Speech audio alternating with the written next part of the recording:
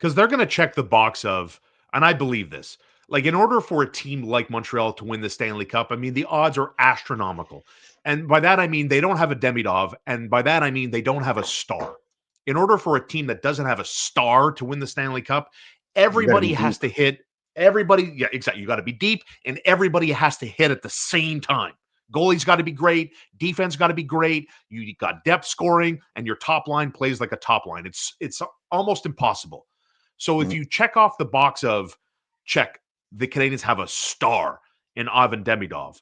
The next biggest thing, and I think it was the same talking point at the beginning of the year, was how big of an X factor is Kirby Dach on this team? If Kirby Dach hits as a number 2 center, boom, the Canadians rebuild is off to the races because he's going to be that guy that you finished describing. So, Michael Hage is better than a point a game on a Michigan team, and knowing that NCAA offense, it doesn't come easy peasy style, so he's having a fantastic year with Michigan. And I love what you're saying. I can see a world where Owen Beck slides in. I could see a world where Oliver Kapanen plays up and down the lineup card. But we're still left at the same question I had in October, and here we are in February with the same bleeping question: who plays behind Nick Suzuki? And how quickly can this team figure that out?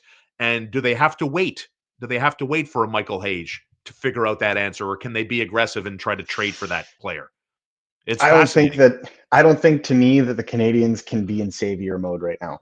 And I think that was the Right. biggest critique that we've had of the last 3 administrations is Yeah. this savior concept. So, like to me, for example, shoehorning Victor Mete into a top pair role because you had nobody on the left hand side, right? That Yep. Yep. if you look at other situations where they absolutely had no size up the middle, so they decided to go and get put Guillaume Latendresse in 05 Sure. in 06 Sure. 07 on the top line just to kind of get some physicality up there when he had no disrespect to him. He had a great career, unfortunately slowed down by injuries, but Yep. Yep. maybe he could have used that extra year of development, right? And so we've seen the Canadians do this in the past. And so I think the thing with me is hoping for Michael Hage is not good enough when you are selling that the team needs a rebuild and that you're going to build a competitive team for a long time. Because if you're Mm-hmm. hoping that guys like, I think this is where the Canadians front office is going to be tested. There's going to be situations where they're going to need to pivot. And we saw them pivot when they traded for Alex Carrier. They traded away Justin Barron, Yeah. who they went out and got and thought had potential to be a top 4 defenseman in the NHL. They pivoted when they saw that maybe not, and they went and got Alex Carrier. Well, are they going to pivot on Alex Newhook? Are they going to pivot on Kirby Dach? Or are they going to bring in guys that are better to put them Mm-hmm. lower in the lineup where they potentially should probably be? Or are they going to give them a little bit more runway in the case of Kirby Dach because he's got to catch up on a lot of missed timing and get his motion back into Sure. place? Because Yeah. Yeah. my Yeah. honest Yeah. opinion, Kirby Dach's played a lot better in the last 2 months than he did in the first 2 months. And I think 100%. if that continues to go up, maybe there you have a little bit more than what a lot of people think they have, and Yeah. maybe it is comparable to what Dylan Cousins has done and what he can do. But I think what they're missing and what the Canadians are looking for is size up the middle as well, and that's why they went and got Kirby Dach in the first place, and that's why they are interested in a guy like Dylan Cousins because Dylan Cousins can push a guy like Kirby Dach back to the wing. But again, and I state this, Yeah. what having a top 9 with all right shot centers is a recipe for matchup disaster. I And agreed with you. I keep Agreed. that in my mind when it comes to them and what they're Yeah. looking for and what they need. But when it comes to the transition game they want to play, that right shot Okay. defenseman is probably much more important. Let's wrap up this conversation by asking you a point blank question. What's it going to take to get Dylan Cousins, Marco? Hab fans want to know what type of scenario do you think an educated opinion that Buffalo would say, okay, I think we have something here. I'm ready to, move forward. Kevin Adams looking at Ken Hughes saying, okay, I like this offer. Let's make it happen. What do you think that hypothetical trade scenario would look like in your mind today?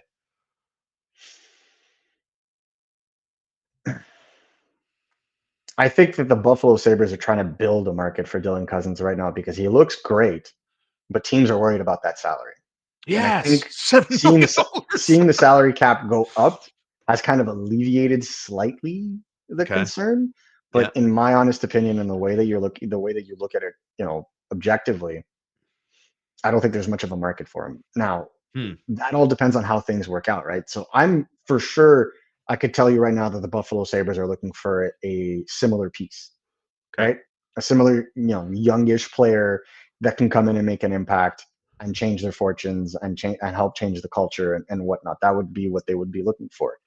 Um, Depending on how the market evolves, it may become a young roster player and a first round pick, or a bona fide top four right shot defenseman.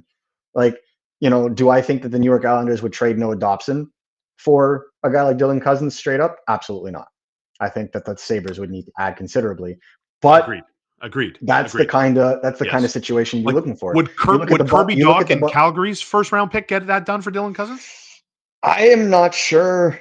A lot of people have asked me that question, and I am not sure that the Montreal Canadiens would want to sell this low on Kirby Dach, considering what they paid for Hmm. to get him. Yep. And I am not sure that they are going to want eventually, because in my opinion, they're going to go out and try to get another top six piece.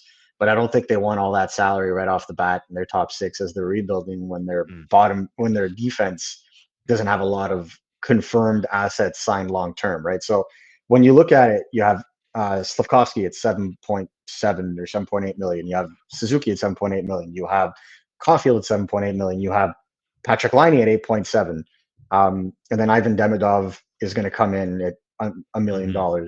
should he Yep. not, and he probably will hit his performance bonuses. So like it changes the dynamic of how the Canadians are structured. But again, that's a lot of money for a lot of unproven and a lot of question marks. And Sounds like a so pass. Sounds like a pass to me. The way you I outline it, it in sounds like a pass. I think a team, for example, Yeah. a team like the Boston Bruins, Ooh. who could Ooh. be dangling a guy like Brandon Carlo. Lots of You know, smoke around them, eh? Yeah. Yes, yes. Yes. As my colleague Jimmy Murphy has pointed out, it's Yeah. there's a lot of Yes. smoke, and they lost in a pretty unfortunate way on Saturday, Did they? owning a 3-1 lead over the Vegas Golden Knights, and then eventually losing 4-3. Yikes. There's a lot of smoke, and there continues to be a lot of smoke as they continue to slide out of the playoff contention. But Yep. Brandon Carlo is a player with term that makes a ton of sense for me on the right side that you can bring in to stabilize. Right. And a player that they would probably be looking for is a guy like Dylan Cousins. I'm not saying that those two are going to be traded for each other no, absolutely not. But it's that kind of Yeah. Yeah. conversation, So that's what I think they're looking for is established, ready pieces, and people who are going to throw Matheson in there. No, they don't need another left shot defenseman. They have too many. Yes. Um, Yeah. Yeah. so like it, and Ryan Bacher again unproven.